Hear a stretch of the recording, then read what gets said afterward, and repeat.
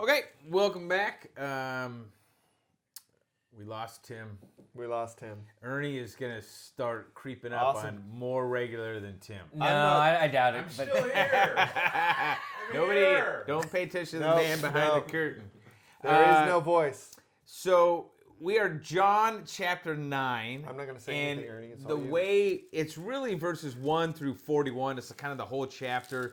What we did, just for point of clarification, is we translated 1 through 7, 13 to 17, and 34 to 39. So We took the easy way out. we took the easy way. The highlights. We saw. We got the interactions with Jesus. It tells the gist of the story, but that's what we did. So John chapter 9, beginning right there, the first verse, and Jesus is walking with his disciples, sees a man that is born blind from birth, and they ask really a question. In many ways, probably gets to the heart of suffering itself in our world. People ask these kind of questions. Have we allowed the intro yet? Oh yeah. Cue the intro. Have loved the evil way, spit out my Lord in every way, yet I'm still welcome. Little do you know. Little do you know. So now that we're back, I was just jumping right into it, but it does start there with Jesus and his disciples coming upon a man who's born blind, and as I was starting to say, this is a question I think that comes up with regard to like suffering in general, because these kind of questions. Are you suffering because of sin? Was it their parents' sin?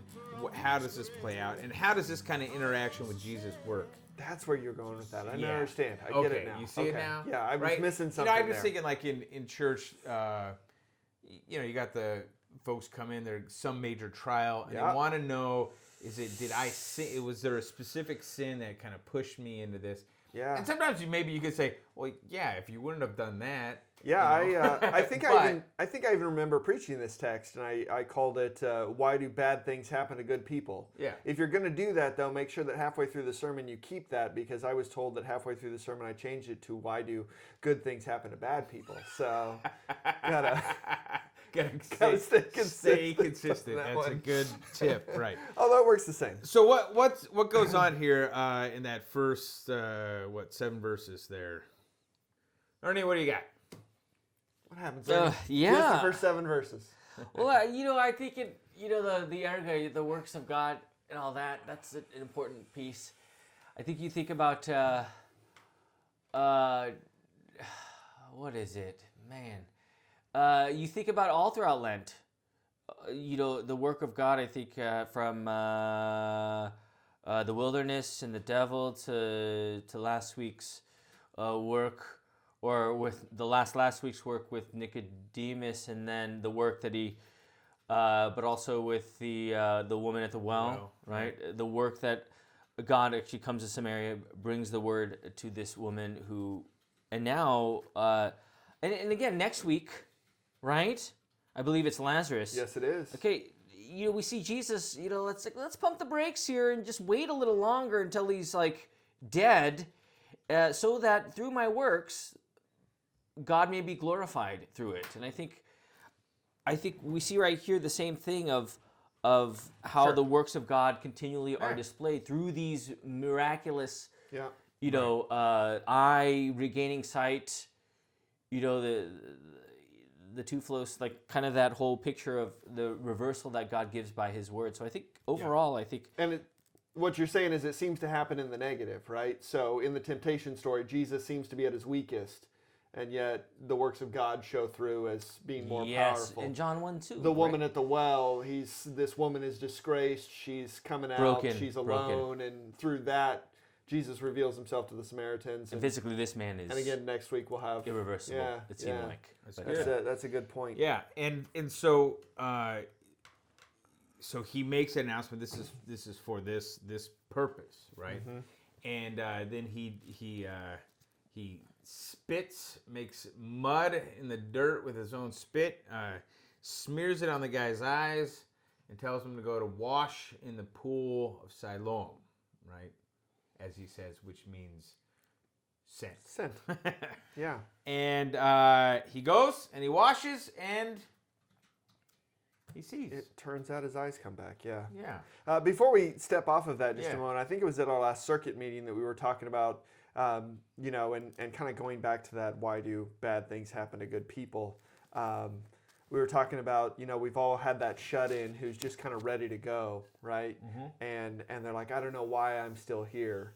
And, you know, the answer is simply, it's not for their sake or for anything else. It's really so that the works of God, and I think a couple of our colleagues even said, you know, that they've responded, you know, I don't know why, but I know a lot of people are Yeah. praying for you, right? Yeah. I know a lot of good things are happening Yeah. because of Yeah. your situation. Yeah, I was one of those who talked about that. I had my previous congregation. There was a lady, just tons of ailments, but it was that thing was she wanted to know why. What I saw as a pastor of congregation was all these people who rallied around this woman, who were able to demonstrate their faith, to give, to love others, because of her ailments. Really, Yeah. I mean, if you know. And that's not necessarily the answer they want to hear. No, right? it's never the answer we want to hear, But right? but it was there. It was at least noticeable. Yeah. Right. Like there is something you could see the works of God happening Yeah. because of this situation. I think we don't want to hear that answer because we want the selfish answer. We want to hear what God is still doing for me, For me. or what God is going to do through me, right? Right. That'll bring some benefit to me. And the answer is there's a bigger play at work here. Yeah. Something bigger. is at work, And sometimes God uses us little peons to do those bigger things, even if we can't perceive it. And so if you want to stick to just this part of the text, Yeah, I think you you could could definitely easily do that. go that way Sure. with something like that. So. Yeah, suffering is all, you know. I don't know what I was gonna say, but suffering, Wow. you know, suffering is it's something that people kind of equate with, like with Job, right, and his buddies. You know, what did you do? What did you do? You know, and it's Yep. and it's just simply this is what it is on the. We don't know sometimes. Yeah. You know, we can't speak for God. And if we do, as pastors, especially, kind of a big no-no quickly. But sometimes we don't know, but we do know that there is suffering, but then also that there is the Christ. So, Yeah. I think that like our suffering of world. Speaking of suffering, like our world tends to paint the picture that suffering in some ways is the absence of God or His work.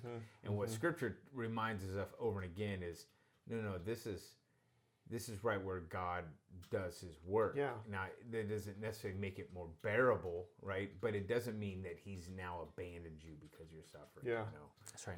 And kind of going back, I'm thinking about the woman at the well and that whole text, right? Jesus saying, you know, you worship what you do not know. We worship what we know. Yeah. And I think the same thing goes to suffering. We can't speak to the why because Yeah. we're not given But those. we know. But we know these other realities, right? And so we can definitely speak to those. Right. So then the way we did it, we kind of jumped to the next part with the Pharisees, who obviously you can imagine everyone's talking about this guy. He was blind, born blind, Born always blind. been blind. Yeah. Now he sees. He walks around. He knows where he's going. Right. He can do his own thing. And they question him.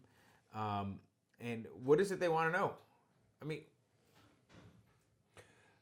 So there are a couple different Yeah. things, I think. Yeah. First of all, we know from some of the rabbinic writings of the time that they believed somebody was able to recover their sight.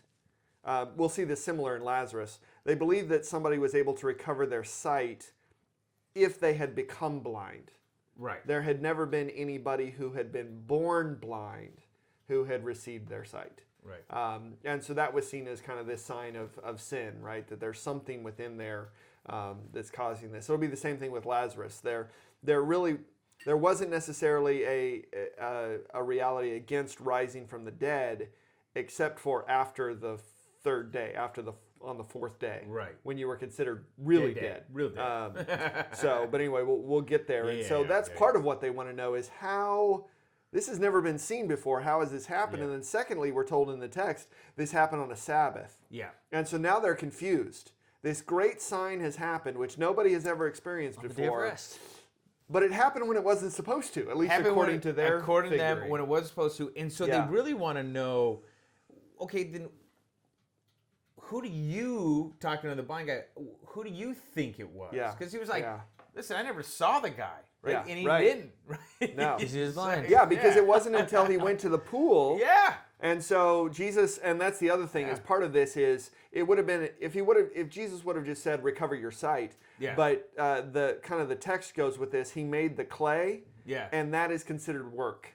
Yeah. And so he worked on the Sabbath to bring worked, about yeah, this miracle. right. That's the struggle that's going on. And so the guy who had been blind declares him to be a prophet, right? This has to be what he is, right? Yeah. So this is elevating now, kind of in John's gospel or any of the gospels as you move through, you're getting this elevation of the tension between the religious leaders of the day and Christ, and the tension will come first by what he does, but then it's going to get really ramped up later by what he says. What he says, is yeah. what'll really cause things to go Yep. haywire. Yep. Go ahead. But I think getting into the mind, and we can't really get into the mind of the blind man who now sees. But we'll try. We will try. We'll speculate slightly. I don't like speculating at all. But no, I don't. Wait, what's the question? That's great. No. The mind of Ernie. Here we go. Oh, you don't even want to know Let's where that dive into goes. the mind of Ernie, shall Oh, we? it's a treasure trove of not even not a treasure trove, but it's definitely an Back into the mind of the interesting- blind guy, Ernie. Come on. Yes. Oh, I think he goes with a clear conscience. Yeah. I think it's a picture of like, this is what was done, and Yeah. I'm not making this up, guys. I see now. I mean, my parents might say otherwise, and then like, yeah, I don't know. Talk to my kid, right? Like, I know we didn't read that, but like they're kind of bushling. Bushling? Is that's not even No. bristling? Yeah. Bristling? Well, kind of like maybe depending on wavering. how it's Yeah. At this whole reality, because they don't want to be interrogated, right? So go back to the kid. He knows. Right. All we do know that is our son was blind and now he can see. That's all we know. And the son is like saying the same thing. It's like, I know it's happened on all these things in which it shouldn't happen, but It happened. it happened, and I'm not making this up. And I think when we talk about this whole book of John, why did John write this whole book? It's so that we may believe that these things are written, so that you may Right. believe that Jesus is the Christ, so that in His name, or you'll have life in His name, or something like Yeah. that, right? Right. John 20. Yep. So it's, Right. I think it's the. It's mine. Oh, okay. but I think that's what we see in this guy, is that he's being attacked in so many different ways. But when you have the truth with you, there is nothing. When you're in the interrogation room, what do interrogators do? They ask you the same question every single time to see if you will waffle on your testimony. And this guy, every time, he just. Sounds like he's speaking from experience. I think, yeah. I remember when I was under the light, and Hey, same question. He does. And I told myself, be consistent, be consistent. But he is consistent. He is consistent. Right. So then we jump to the You're welcome, Ernie. last section of the text, and you have Jesus now meets up with him, and it's this kind of beautiful, I think, engagement. So he's never seen Jesus, right? And how does this play out? What happens at the end, or maybe why is it important? Well, so now Jesus kind of deepens the conversation. So this man born blind, who at that, and we have to kind of take this seriously, he's never read the text. He's never been able to even, we think of Braille today where people are still able to read, right? The only thing he's ever done is heard the text, Yep. right? And so Jesus is now kind of delving into his knowledge of the text and saying, that people who are born blind are healed by prophets. If you know that, then do you believe in this coming Messiah, the Son of Man, out of the text? Right. Do you acknowledge that God is doing even greater things than this? You might say, right? And so that's his question to the man. Yeah, and he's interrogating him. And it's now. still a move of like it's still kind of cloaked in that compassion. Like Jesus hears that he's been cast out from the, like they're kind of done with him. They don't, like there's, and so he goes and finds him. Yeah. Right? And then in finding him starts asking, well, what are you believe in these greater things? And he goes, well, who is that? Yeah. Right? Where am I looking? Yeah. Like what should I look for? Yeah, this is almost Philip and the Ethiopian eunuch, right? Where do you know what you're reading? Yeah. Right? And he Yeah. says, "How can I know unless somebody tells me?" Yeah. And so his answer is the same. Yeah, who is he? Right? Right. Tell me about him, so that I can. Right. Right. And there he is. And Speak, so- Ernie. Oh, I'm courteous, so I let. Go ahead. No, go ahead. You go ahead. No, I'm done. I want to hear what Ernie has. I want to hear what Ernie has to say. What's in the mind of Ernie again? Come on. Oh no! Come on, Ernie. Well, again, I think at the end of the day, it's just again the paradox of how those who could already see spiritually they were blind. Yeah. Blessed are those who believe yet do not see, as we talked about doubting Thomas. So I think it's a constant conversation. Nicodemus with the born from above, the woman at the well again, with what this true spiritual seeing is all about in the faith. Give me a drink, and it's like, okay, we have the well of Jacob, and what does this mean about the welling up to the eternal life? And here we too see Pharisees, parents, all them they see, but yet they still struggle with the fact of what's happening. Yeah. And now it's this blind man who actually it's almost like his seeing physically it's totally secondary to what he really sees, and that is That's a the good Word point. made flesh. Yeah, I think no, that's, I think it's you know?